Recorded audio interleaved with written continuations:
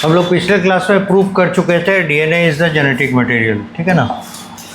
अब हम लोग के पास अगला टारगेट है, वो हम लोग देख रहे हैं वाटसन और क्रिक मॉडल में फिर से वापस आए। वाटसन और क्रिक ने ये कहा था सेंट्रल डॉगमा ऑफ लाइफ, जिसमें ये एक बात कहा गया था, उनके द्वारा कहा गया था कि डीएनए अपने आप को खुद ही तैयार करता है। तो डीएनए अपने आप को खुद तैयार करेगा तो इस प्रोसेस को क्या कहेंगे? डीएनए रेप्लिकेशन, ठीक। तो इसीलिए हेडिंग वाला रेप्लिकेशन ऑफ डीएनए।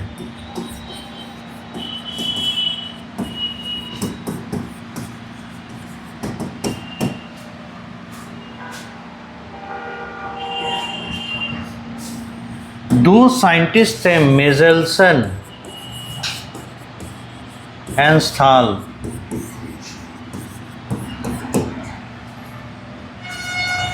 इन लोगों ने प्रूव किया था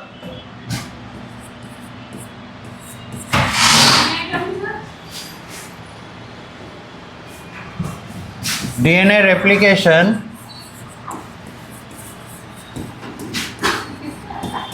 इज सेमी कंजर्वेटिव।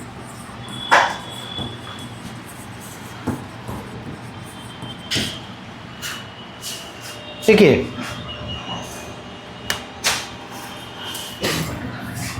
मान लेते हैं ये डीएनए है,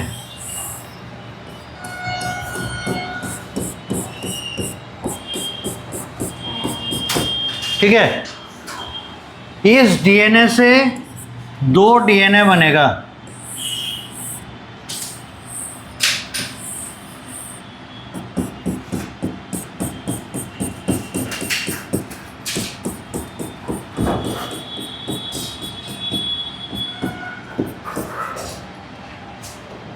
यही डीएनए रेप्लिकेशन है, डीएनए का नंबर डबल हो गया, डीएनए डबलिंग।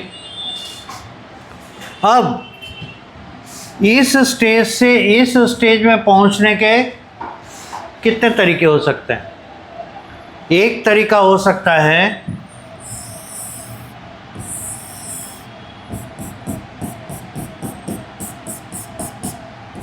कि ये इंस्ट्रक्शन दे और इसके अनुसार दो डीएनए मॉलिक्यूल बन जाए, तो ये पॉसिबल नहीं लगता। ये इंस्ट्रक्शन देगा कि मेरे जैसा दो डीएनए मॉलिक्यूल बनाओ, ये पॉसिबल नहीं लगता, क्योंकि कोई गाइडेंस चाहिए, डायरेक्शन चाहिए, है ना। कौन सा न्यूक्लियोटाइड किसके बाद आएगा? पॉलीमर है ना, तो कौन सा पॉलीमर, कौन सा न्यूक्लियोटाइड यानी मोनोमर किसके बाद आएगा? क्योंकि चार तरह के मोनोमर हैं, और ये मोनोमर कैसे चार तरह के हो गए? दो तो प्यूरिन, दो तो पिरिमिडिन बेसिस हैं, और उन बेसिस के आधार पे इनके टाइप बदल रहे हैं। तो चार तरह के हैं, कौन वाला कहाँ पर आएगा, इसका इंस्ट्रक्शन कैसे जाएगा? इसीलिए ये मॉडल सही नहीं लगता। दूसरा मॉडल ये हो सकता है कि ये डीएनए है, ये जो है पूरी तरीके से अलग हो जाए, ठीक है। डीएनए रेप्लिकेशन के पहले पूरी तरीके से अलग हो जाए, उसके बाद नया डीएनए यानी नया न्यूक्लियोटाइड का चेन इसके अनुसार बने, इसके अनुसार बने। तो पहले क्या हुआ? सेपरेशन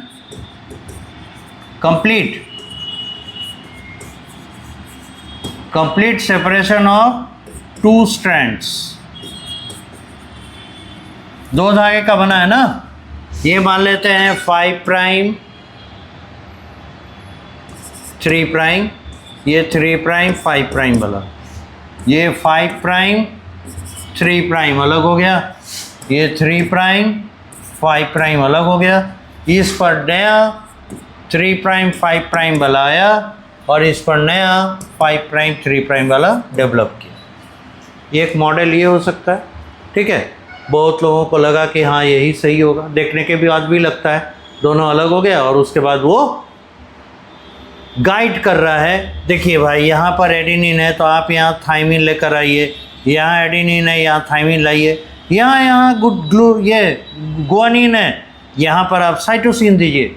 इस तरीके से इंस्ट्रक्शन देने में इसे बनेगा। एक मॉडल ये हो सकता है। दूसरा मेथड, दूसरा मॉडल क्या हो सकता है कि जो पेरेंट डीएनए, ये पेरेंट डीएनए हो गया ना, ये वाला पेरेंट डीएनए हो गया। पेरेंट डीएनए थोड़ा सा खुला, ठीक है, और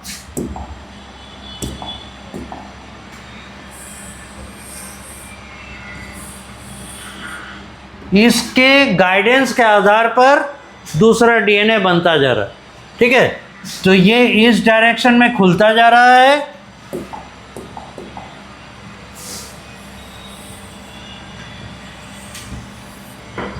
और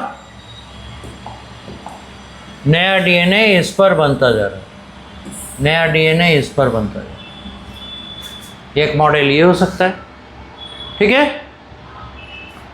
तो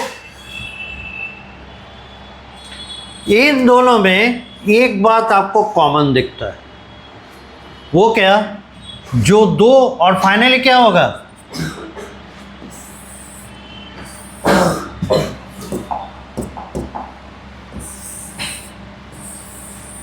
दो डॉटेड भी डीएनए बन गया। इससे पेरेंट डीएनए ये था, इससे दो डॉटेड डीएनए बना, और यहाँ पे देखिए पेरेंट डीएनए, इससे दो डॉटेड डीएनए बना। दोनों ही केस में, दोनों ही मैकेनिज्म में एक चीज़ कॉमन है, वो है क्या, इस डॉटर डीएनए में 50% डीएनए पेरेंट का है। देख रहे हैं ना, वाइट वाला स्ट्रैंड पेरेंटल डीएनए को बता रहा है, और इस वाले में भी, इस डॉटर डीएनए में भी 50% डीएनए पेरेंटल डीएनए, सिर्फ 50% डीएनए न्यूली सिंथेसाइज्ड है कि नहीं। यहाँ देख रहे हैं, इसमें ये जो येलो कलर वाला जो स्ट्रैंड है ये नया बना, इसमें येलो कलर वाला स्ट्रैंड है ये नया बना, राइट। तो इसमें देखें या इधर देखिए, ये धीरे धीरे खुलता जा रहा है, नया डीएनए दोनों पर आ रहा है। फाइनली दोनों स्ट्रैंड एक दूसरे से पूरी तरीके से अलग हो गए और दोनों पर नए डीएनए के स्ट्रैंड आ गए। इसमें भी देखिए तो 50% डीएनए पेरेंटल है, 50% डीएनए नया, 50% डीएनए पेरेंटल है, 50% डीएनए नया। वाइट स्ट्रैंड किसको बता रहा है, पेरेंटल डीएनए को, और येलो वाला नया बना। तो इस तरीके से दोनों मॉडल इस बात को प्रूव कर रहा है, चाहे इस तरीके से हो या उस तरीके से हो, ये 50% डीएनए अपना कंजर्व करके रख रहा है। यानी अगले जनरेशन में पिछले जनरेशन का 50% डीएनए जरूर जाएगा। इसी को सेमी यानी हाफ कंजर्वेशन यानी पेरेंटल डीएनए का प्रेजेंट होना कहते हैं, ठीक है। इसी को सेमी कंजर्वेशन या semi conservative model of DNA replication कहते हैं, ठीक है। तो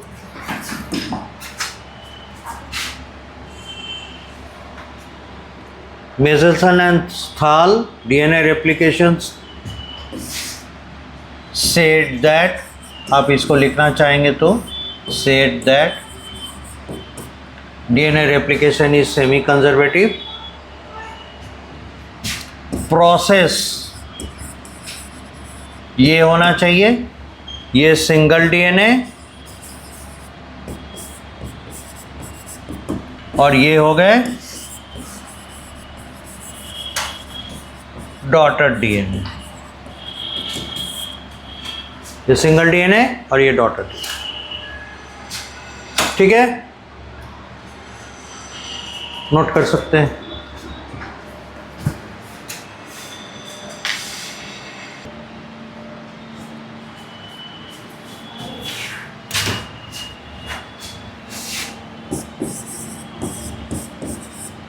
Both the methods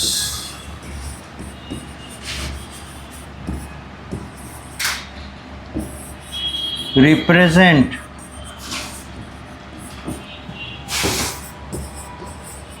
semi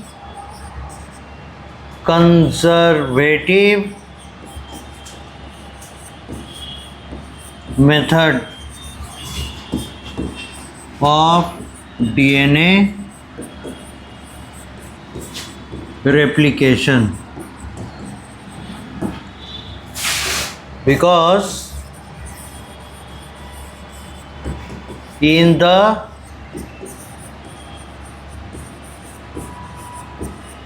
daughter DNAs the 50% of the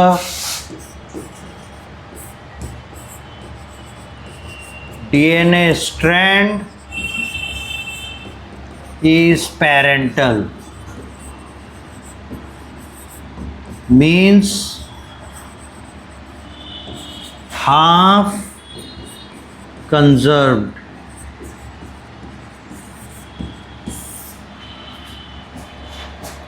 कहना यह चाह रहा है कि दोनों ही प्रोसेस में, process A, process B, process A में क्या हो रहा है, complete separation of the two strands, और प्रोसेस बी में होता है strand separation and DNA replication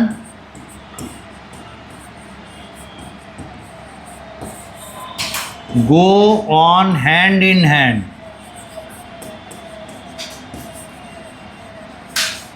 यानी स्ट्रैंड का एक दूसरे से अलग होना और DNA रेप्लिकेशन साथ साथ चल रहा है। तो दो मॉडल है, एक पूरी तरीके से पेरेंटल स्ट्रैंड दोनों अलग हो जाए तब DNA बने, दूसरा दोनों साथ साथ चले।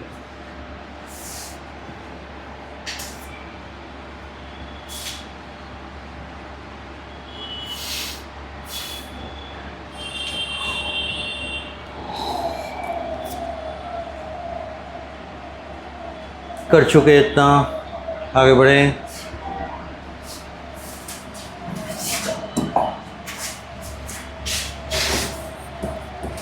Proof of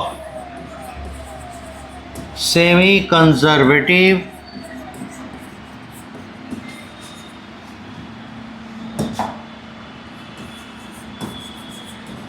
method of DNA replication।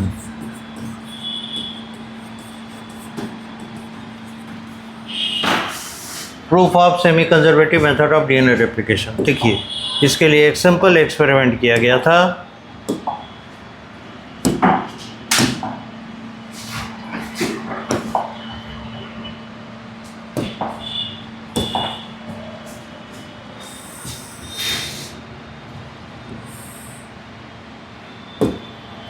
क्या किया गया इसमें हम लोग समझते हैं।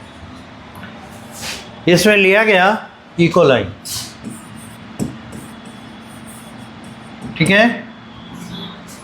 हम लोग जानते हैं इकोलाई का लाइफ स्पैन होता है 20 मिनट्स, बस ये 20 मिनट तक जीवित रहता है, ठीक है। इसलिए क्या होता है, इट रेप्लिकेट्स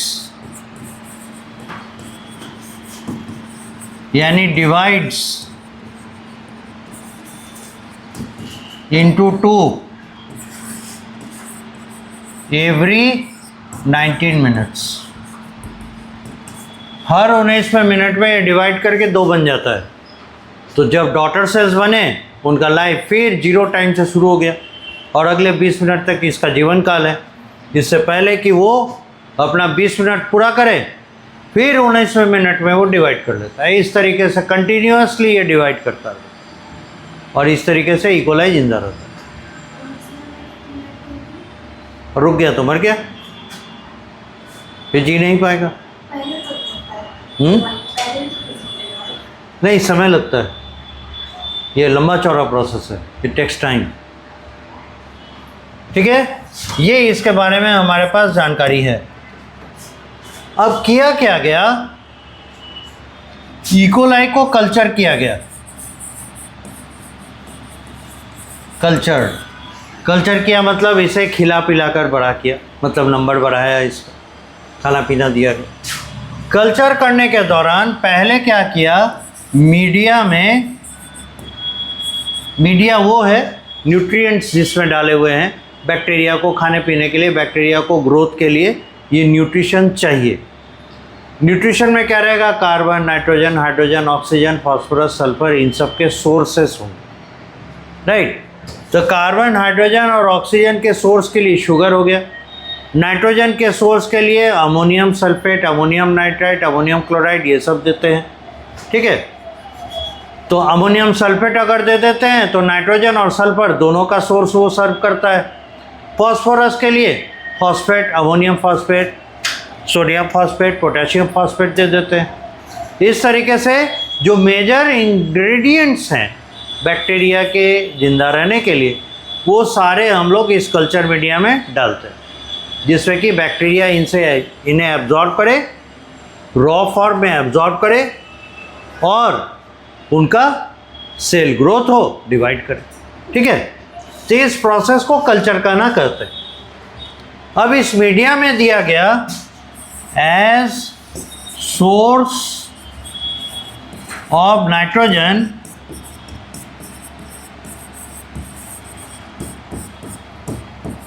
N15। देखिए, जब किसी एटम का एक से अधिक एटॉमिक वेट मिले पर एटॉमिक नंबर सेम रहे, वो दोनों फॉर्म उसके क्या कहलाएंगे, आइसोटोप, है ना। तो आइसोटोप बने कैसे, इनके न्यूट्रॉन के नंबर बढ़ गए, घट गए, अलग हुए, पर प्रोटॉन का नंबर सेम, इसीलिए पीरियोडिक टेबल में पोजीशन सेम पकड़ के रखेगा, ठीक है। तो नाइट्रोजन एक होता है N14 और एक होता है N15। तो 14 वाले में प्रोटॉन कितना, 7, न्यूट्रॉन भी 7। इसमें प्रोटॉन तो 7, न्यूट्रॉन 8।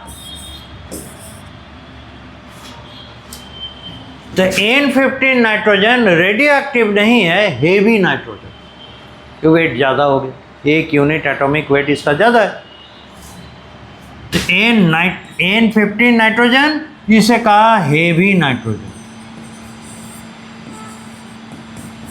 ठीक है। पहले स्कीम समझ लें कैसे कैसे एक्सपेरिमेंट परफॉर्म किया जाए। मीडिया में N15 नाइट्रोजन दिया अमोनियम क्लोराइड के फॉर्म में, और इस इकोलाई बैक्टीरिया को पनपने के लिए दिया गया। अब इसके अंदर जो डीएनए बनेगा, डीएनए में नाइट्रोजन होगा ना, नाइट्रोजनस बेस के बिना डीएनए बनेगा कैसे। तो इसमें जो नाइट्रोजन होगा डीएनए में सभी N15 वाले नाइट्रोजन होंगे, ठीक है। तो इसे पनपने दिया गया, नंबर बढ़ाने के लिए दिया गया काफ़ी लंबे समय तक, ताकि जितने भी बैक्टीरिया मिलें वो सभी N15 वाले बैक्टीरिया हों। यूनिफॉर्मिटी आ गया, कई जनरेशन आ गया। तो अब क्या किया, कुछ सेल लेकर डीएनए एनालिसिस किया, बाकी को ट्रांसफर किया, ट्रांसफर टू कल्चर मीडिया,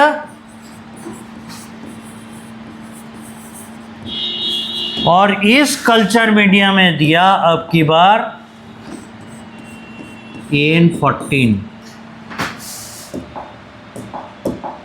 अब की बार दिया N14 नाइट्रोजन 14, यानी नॉर्मल वाला लाइट जो नाइट्रोजन है वो वाला। पहले हेवी नाइट्रोजन से कल्चर किया और अब लाइट नाइट्रोजन से कल्चर कर रहे, ठीक है। और क्या किया, exactly after 30 minutes DNA analysis किया,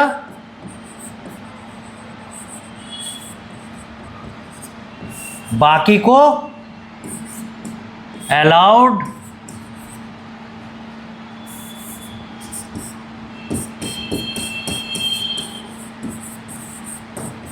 to grow in N14 media.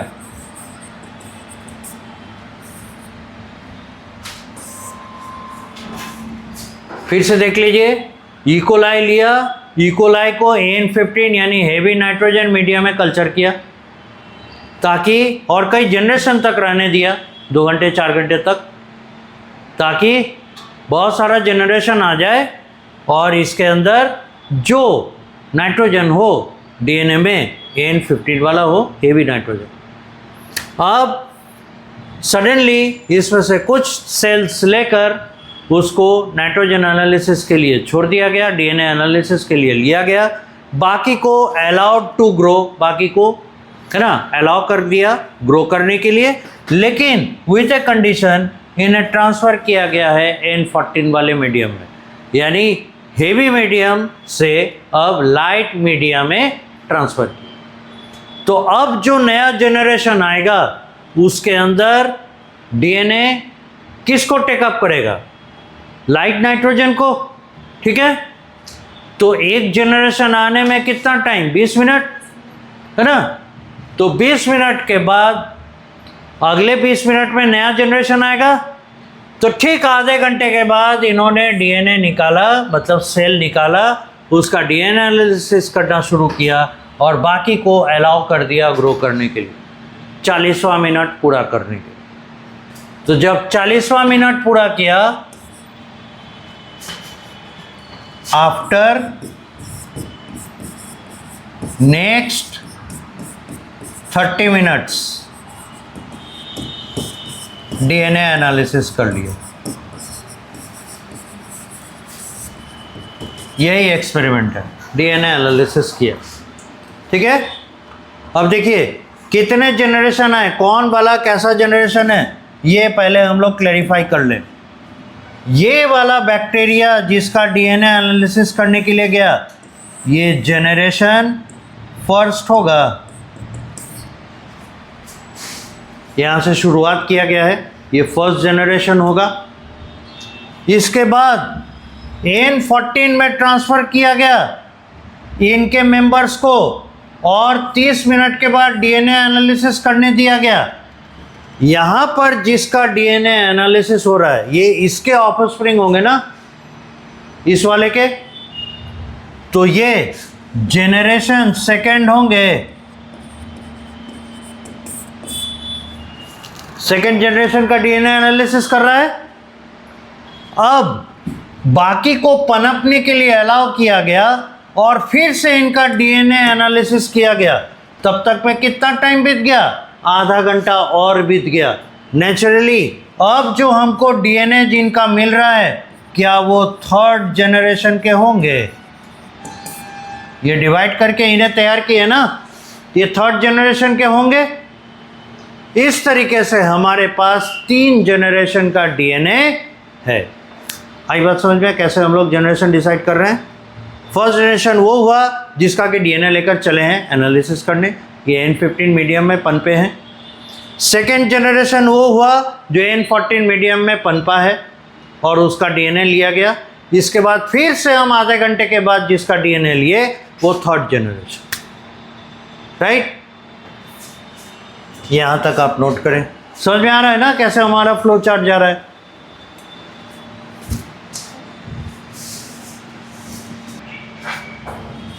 अब देखिए डीएनए एनालिसिस करने के दौरान क्या किया गया।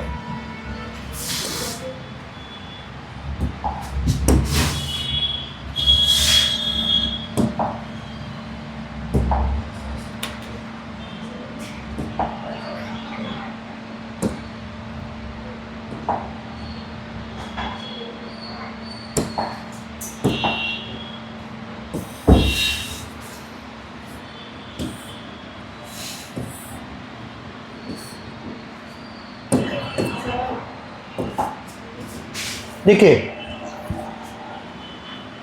मान लेते हैं ये एक टेस्ट ट्यूब है इसमें डीएनए सैंपल है,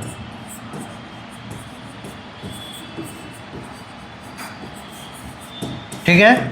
प्यूरिफाई करने के दौरान बहुत सारे प्रोसेसेस हैं, डीएनए इसमें डीएनए का सैंपल है, ठीक। अब किया क्या, इसको एक सेंट्रीफ्यूज ट्यूब में ट्रांसफ़र किया। तो पहले ही आपको बताया सेंट्रीफ्यूज क्या है। सेंट्रीफ्यूज एक मशीन है ना।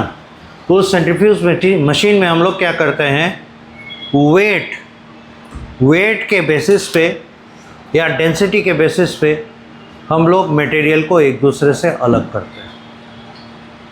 तो क्या होगा कि ऐसा कई बार होता है, मटेरियल जो है पूरी तरीके से सॉल्युबल नहीं है, पार्शियली सॉल्युबल है या इनसॉल्युबल है, लेकिन वेट ज़्यादा होने या ऐसा कर सकते हैं लाइटर मटेरियल होने के कारण वो सटल नहीं कर पा रहा, ठीक है।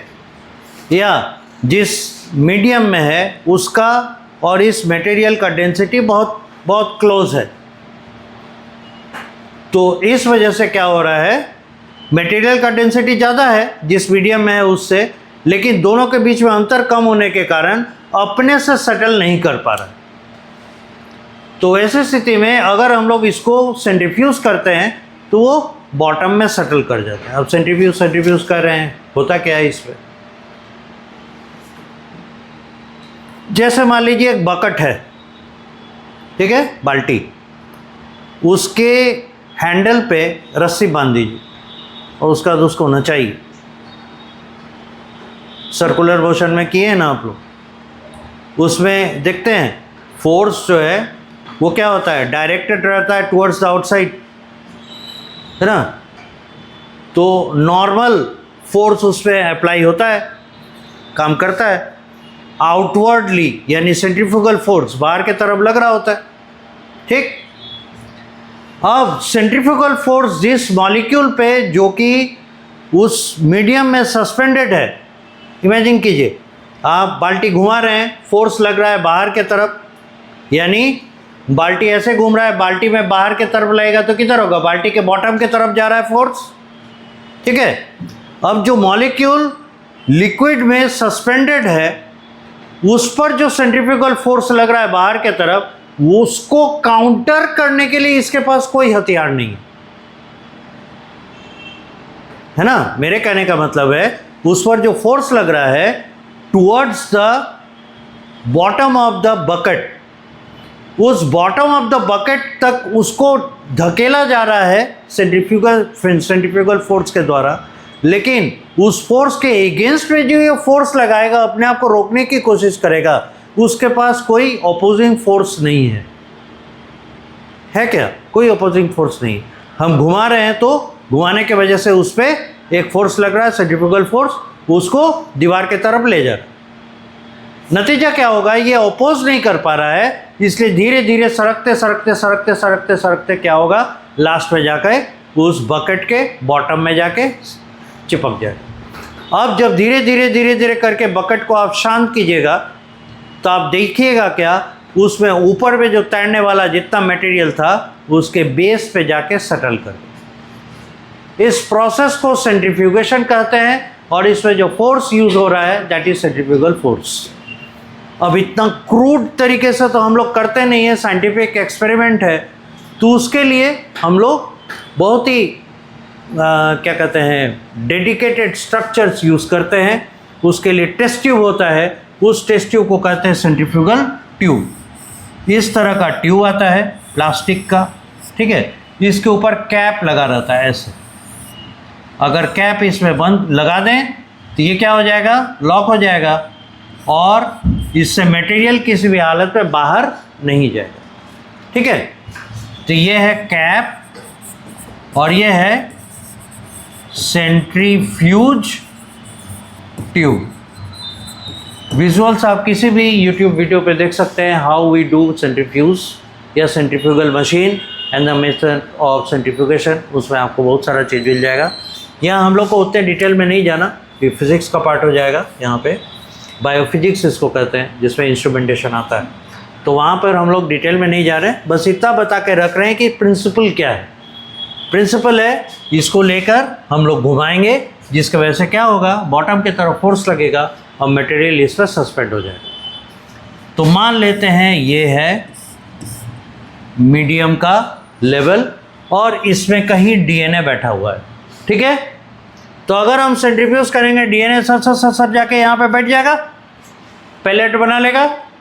तो मेरा मकसद लेकिन पूरा नहीं होगा, इसको यहाँ बैठाना नहीं। तो हम लोग करेंगे क्या, इसमें ना डेंसिटी ग्रेडियंट तैयार करेंगे। ये बहुत इंपॉर्टेंट है समझना,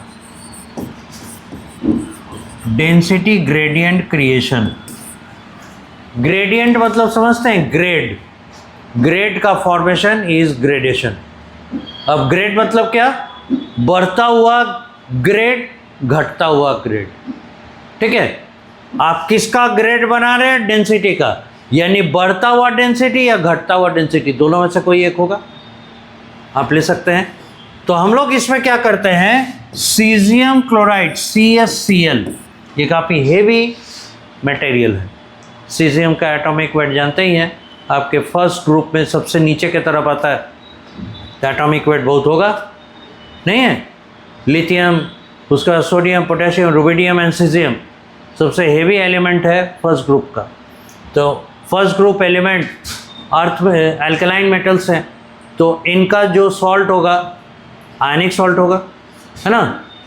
तो सीजियम क्लोराइड एक आयनाइजेबल सॉल्ट है और इसका मॉलिक्यूलर वेट काफ़ी ज़्यादा है, इसलिए अगर ये वाटर में डिज़ोल्व होगा तो उस वाटर का डेंसिटी अलग होने लगेगा, ठीक है। तो हम लोग क्या करते हैं, सीजियम क्लोराइड के मदद से इस टेस्ट ट्यूब में, इस सेंट्रीफ्यूज ट्यूब में डेंसिटी ग्रेडियंट क्रिएट करते हैं। तो नीचे से ऊपर इंक्रीजिंग डेंसिटी, ठीक है, नीचे से ऊपर इंक्रीजिंग डेंसिटी। तो हम लोग क्या करें, दोनों में से कोई भी अप्लाई कर सकते हैं, ऊपर से नीचे या नीचे से ऊपर, ऐसे ही रख लीजिए।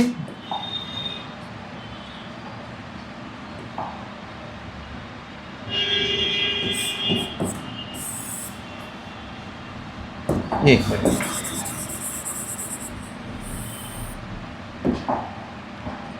मान लेते हैं ऊपर से नीचे इंक्रीजिंग ऑर्डर ऑफ डेंसिटी। और ऐसे सोचना हमारे लिए सही भी है, क्योंकि सॉल्ट है, हेवी होगा तो नीचे के तरफ ज़्यादा, ऊपर के तरफ कम होगा, है ना। तो हम लोग ऊपर के तरफ कम है, नीचे के तरफ ज़्यादा सॉल्ट है, तो क्या हो गया, डेंसिटी का ग्रेडेशन ऊपर से नीचे के तरफ बढ़ रहा है। ये ज़्यादा हम लोग को सटीक लग रहा है, हम लोग ऐसे क्रिएट कर सकते हैं इसको, ठीक है। अब इस सीजियम क्लोराइड के डेंसिटी ग्रेडियंट ट्यूब में, डेंसिटी ग्रेडियंट मीडियम में क्या किए हैं, डीएनए सैंपल डाल दिए, ठीक है। पहले एक के लिए हम लोग ये काम कर रहे हैं, बाकी तीनों पर करें। तो पहले समझें क्या हो रहा है। डीएनए सैंपल इसमें डाल दिए, अब क्या किया गया, सेंट्रीफ्यूगेशन। और सेंट्रीफ्यूगेशन क्या है, it is a method of settling materials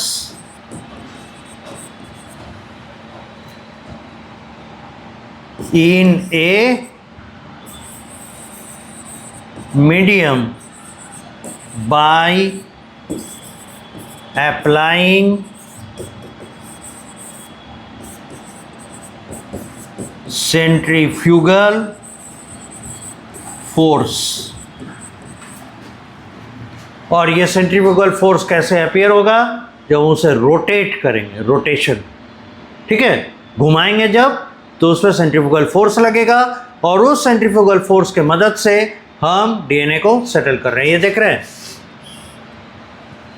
gravitation force है और यहाँ पे हम लोग हैंडल के द्वारा इस ट्यूब को सेटल करके रखें, जोड़ के रखें, होल्ड करके रखें। अब ये जब घुमाया जाएगा, ऐसे ऐसे घुमाया जाएगा, तो डायरेक्शन ऑफ ग्रेविटेशन फोर्स और डायरेक्शन ऑफ सेंट्रीफ्यूगल फोर्स एक हो जाएगा। ठीक, तो नेचुरली क्या होगा, ये डीएनए इस सैंपल में हेवी होने के कारण नीचे तो जाएगा, लेकिन ये अपने डेंसिटी वाले एरिया में जाके सेटल हो जाएगा। जैसे आप कई बार नोटिस किए होंगे, बैलून हवा में छोड़े हैं ना, या छोड़ते हुए देखे होंगे बैलून को, तो जमीन से जब छोड़ा जाता है बहुत तेजी से ऊपर की ओर जाता है, और उसके बाद आसमान में एक लेवल पे जाके क्या होता है, रुक जाता है, उससे ऊपर नहीं जाता है और उससे नीचे भी नहीं आता है। रीज़न पता है क्यों ऐसा हुआ?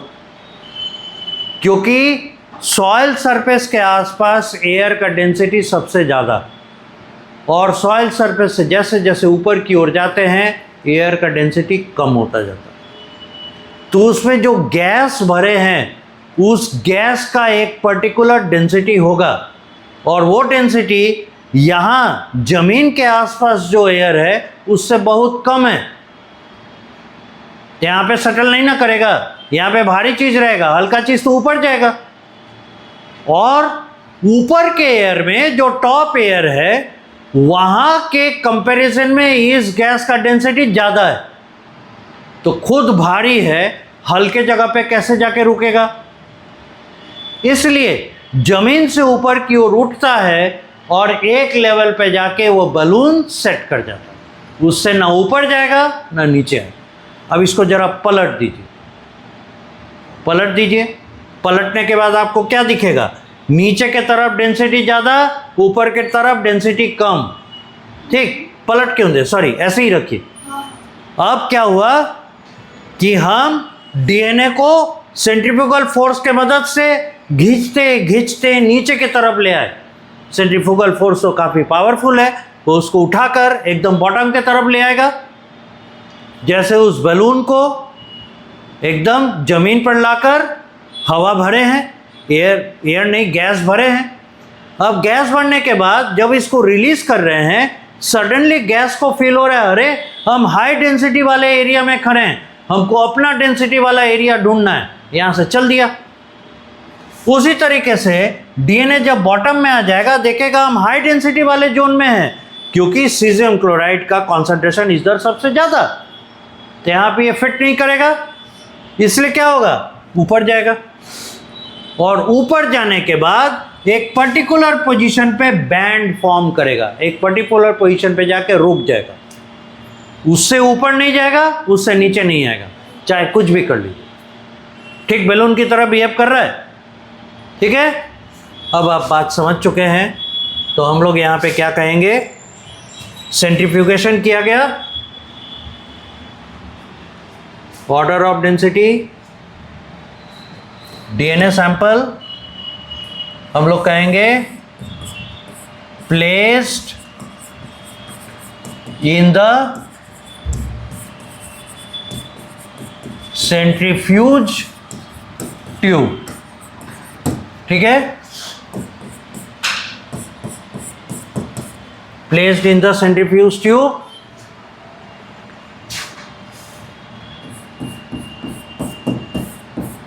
Density gradient creation bye caesium chloride.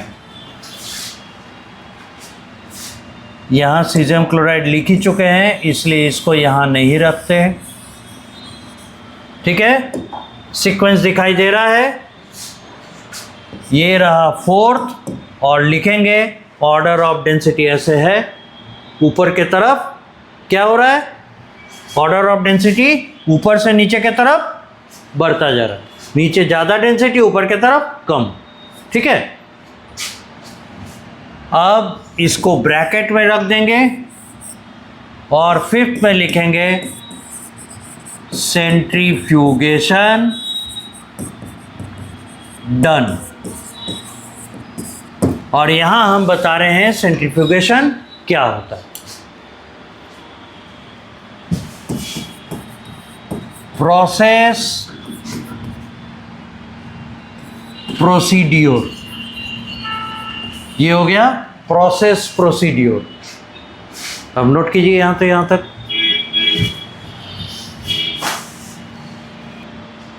तो मेजल्सन एंड स्थाल ने जो डेंसिटी सेंट्रीफ्यूगेशन किया वो इस तरीके से किया, ठीक है। अब हम लोग को देखना है कि उनको रिजल्ट क्या मिला।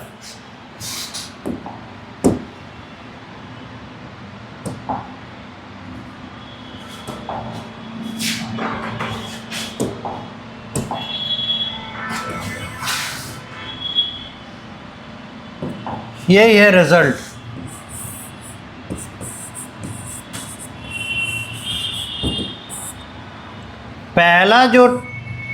पहला जो जनरेशन था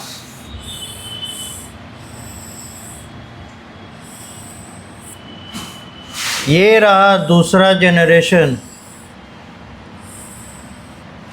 और ये रहा तीसरा जनरेशन। आप बोलिएगा जनरेशन दिखा रहे हैं और ट्यूब बना रहे हैं, हाँ, तो उनका डीएनए इसी ट्यूब में है, ठीक है। अब है क्या कि डीएनए होता है ट्रांसपेरेंट मॉलिक्यूल, ठीक है। उसे देखेंगे कैसे, बड़ी समस्या है। तो देखने के लिए क्या किया गया कि डीएनए को पहले सेपरेट कर लिया, है ना। इसमें डीएनए है, इसमें भी डीएनए है, इसमें भी डीएनए है। अब ये जो एरो दिखा रहे हैं, इस एरो में है ETHIDIUM, इथिडियम ब्रोमाइड, ठीक है। Ethidium bromide, ethidium bromide. अभी क्या चीज़ है, कहता है ये एक इंटरकैलेटिंग एजेंट है। इथिडियम ब्रोमाइड क्या है,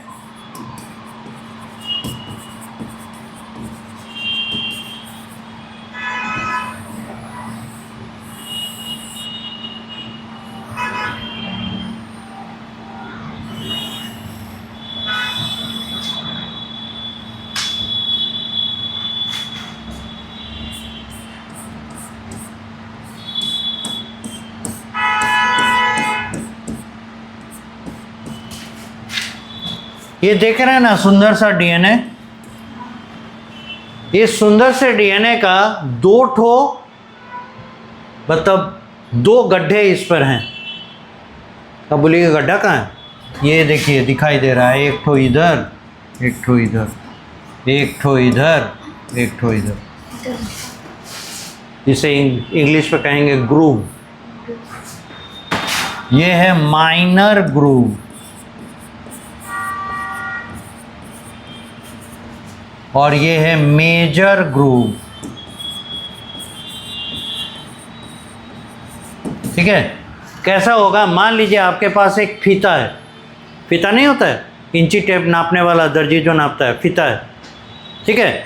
उसको अगर आप रख रहे हैं ज़मीन पे, तो एक बार ऐसे ऐसे करते करते नीचे ले जा रहे हैं, तो कैसे होगा, एक बार ऐसे जाएगा, फिर ऐसे जाएगा, फिर ऐसे जाएगा, फिर ऐसे जाएगा, होगा ना। तो आपको इमेजिन कर लिए कैसे हम रख रहे हैं इसको। तो रखने के दौरान एक तरफ कम और एक तरफ ज़्यादा घुसा हुआ नहीं रहेगा अंदर की तरफ, होगा ना। तो उसी को कह रहे हैं, एक है मेजर ग्रुप और एक है माइनर ग्रुप। अब इथिडियम ब्रोमाइड क्या करता है, वो इस मेजर ग्रुप में जाके यहाँ बैठ जाएगा, यहाँ बैठ जाएगा इथिडियम ब्रोमाइड, ठीक है। इथिडियम ब्रोमाइड यहाँ आकर, इथिडियम ब्रोमाइड यहाँ आकर बैठ जाएगा, सेटलिंग, सेटलिंग। पर इसके साथ कोई रिएक्शन नहीं कर रहा है, बस यहाँ आके बैठ गया, क्योंकि उसको रुकने का, रहने का जगह मिल गया, आके बैठ गया वहाँ। अब इसकी खास बात क्या है, जब इस पर अल्ट्रा वायलेट रे फॉल कराते हैं ना, यूवी टॉर्च होता है, अल्ट्रा वायलेट रे उससे निकलता है, ये हाईली एनर्जेटिक है, इसलिए हमारे बॉडी से डायरेक्ट टच में नहीं आना चाहिए यूवी रे, क्योंकि ये डीएनए डैमेज करता है। पर हम लोग को इसी यूवी रे का यहाँ ज़रूरत पड़ेगा। अल्ट्रावायलेट रे जब इस डीएनए के सैंपल के ऊपर फॉल करेगा तो जहाँ जहाँ इथिडियम ब्रोमाइड है वहाँ चमकने लगेगा। डैमेज करेगा तो करेगा, चमक लिया ना, बस चमक गया, उसका पोजीशन हमको पता चल गया, हम फोटोग्राफ ले लिए, राइट। तो हम लोग क्या किए, इथिडियम ब्रोमाइड को यहाँ पर फिट किए। ये जो फिट करना हुआ इसी को कहते हैं इंटरकैलेशन, ठीक है। यहाँ के जो सेटल किया इसी को कहते हैं इंटरकैलेशन।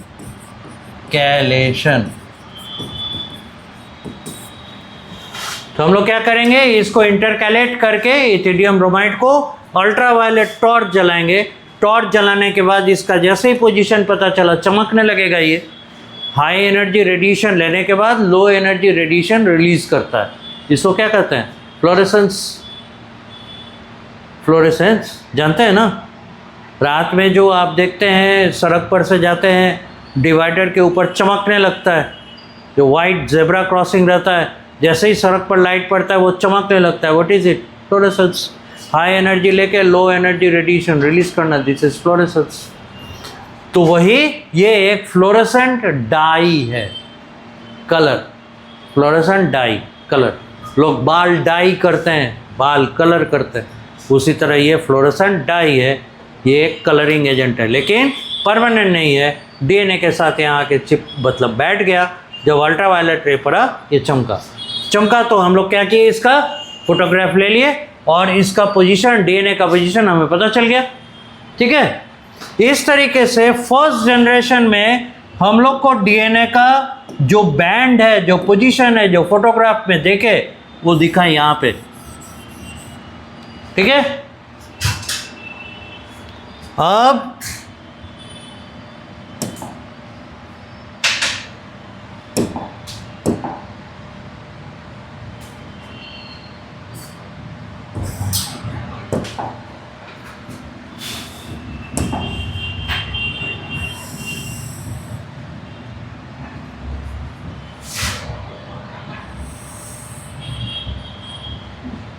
बराबर जा रहा है ना, ठीक।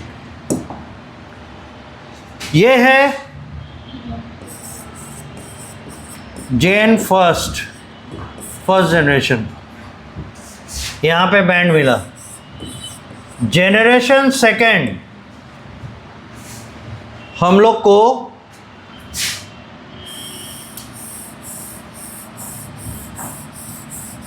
यहाँ पे बैंड मिलेगा, मिल रहा है, ठीक है। पर देखिए एक बैंड दोनों में एक एक बैंड मिल रहा है।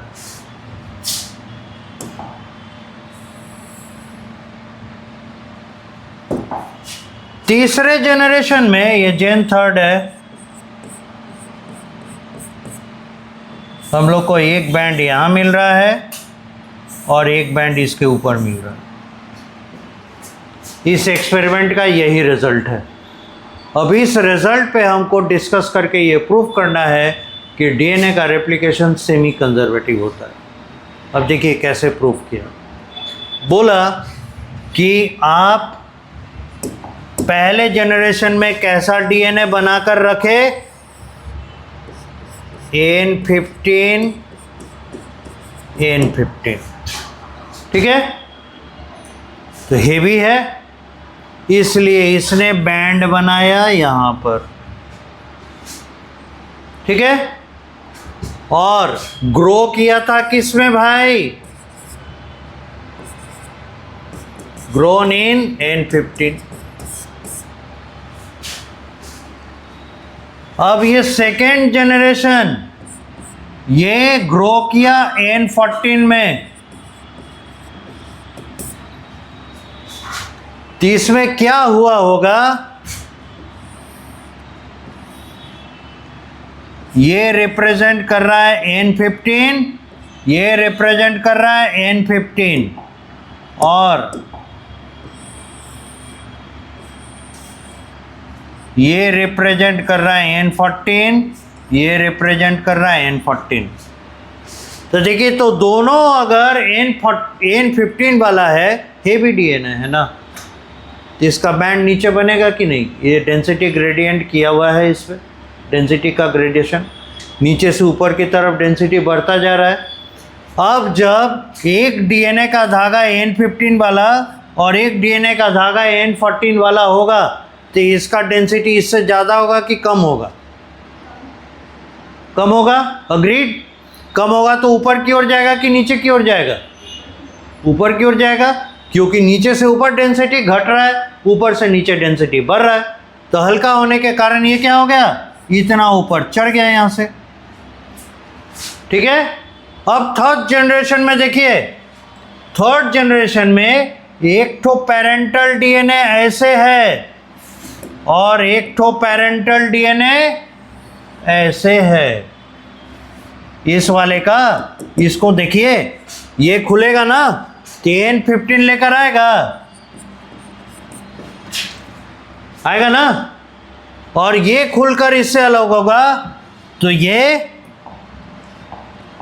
N14 लेके आएगा।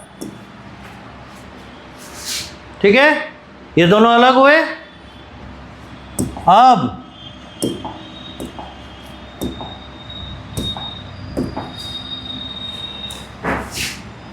इसको एक नया डीएनए मिलेगा, वो है N14 वाला। ये अगले जनरेशन का है, इसलिए इसका कलर अलग कर दिए, पर है N14।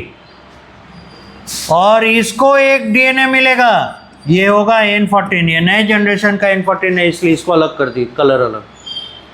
अब देखिए, तो ये क्या बनाया, N15 N14 वाला, और ये क्या बनाया, N14 N14 वाला।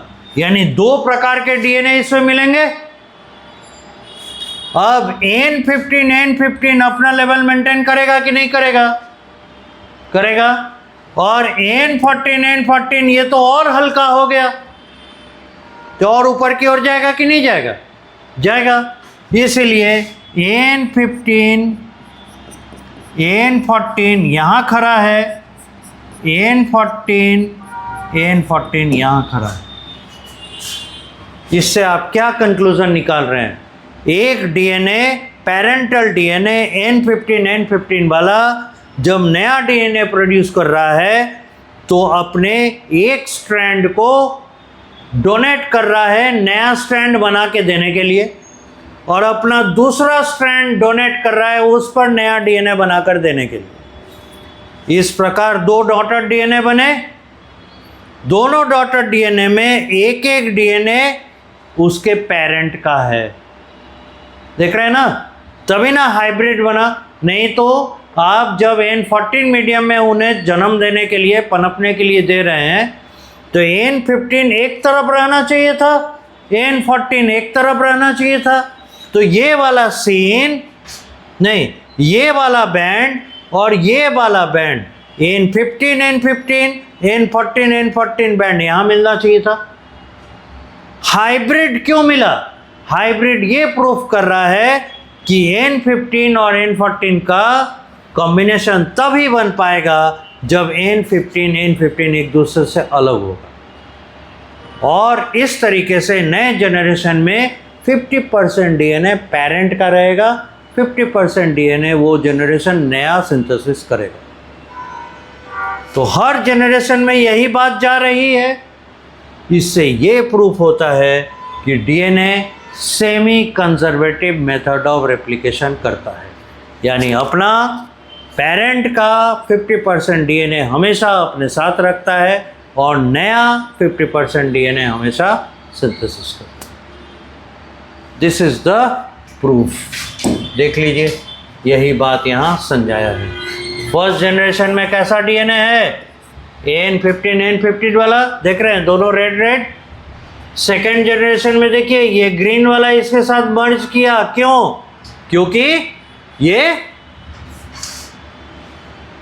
मतलब सेमी कंजर्वेटिव है।